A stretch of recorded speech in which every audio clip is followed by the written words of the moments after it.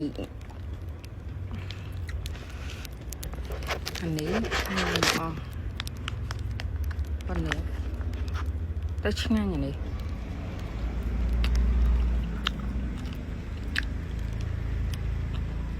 อันนั้นដូចនៅដូចទីរាមីស៊ូនៅប្រោណាដូចគ្នាខុសតែមីឡូនៅលើហ្នឹងឯងហើយរសជាតិអីដូចគ្នាដូចនៅប្រោណា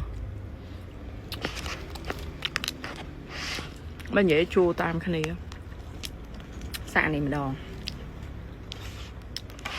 មិនចង់ញ៉ាំខ្លួនឯងទេទិញឲ្យកូនទេកូនវាទីតែម៉ែវាថត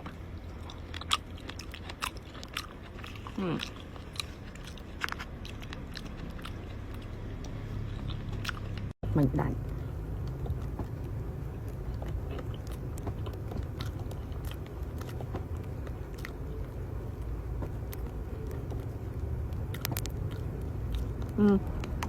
នេះចាញ់អានោះឯងហើយមិនផាយធ្វើច្រើនផ្លែឈើវាស្រស់ៗអញ្ចឹងណា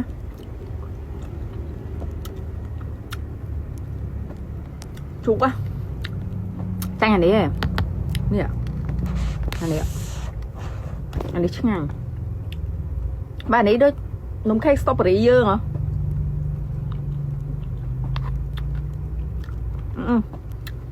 អានេះថ្លៃហើយតែអានោះឯង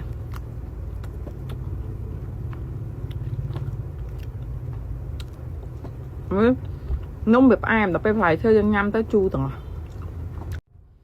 ថាចូលមែនមកទៀតនំនៅខ្មែរខ្វះអីលោកតែចូលចង់ឲ្យតន់ត្រែនគេអានេះវាឆ្ងាញ់ណាស់ទៅអានេះហ่ะស្អាតទៅឆោមឯងហើយអាមាត់ខ្ញុំណាបើអានេះឆ្ងាញ់មែនបើអានេះនំខេកនៅហាងស្ទ្រូប៊េរីធម្មតាហ្នឹងដូចគ្នានេះសាច់វាអត់មានអីហ្នឹងណាគ្រាន់មានផ្លែឈើនៅពីលើបន្តិចណានេះដល់ពេលអានំហ្នឹងវាផ្អែមដល់ពេលយើងញ៉ាំអាផ្លែឈើហ្នឹងទៅវាជូរចង់លេចនំជូរទាំងអស់ទិញឲ្យកូននេះលោកអើយម៉ែវាភ្លក់មុនក៏មកថតខ្ញុំឲ្យថា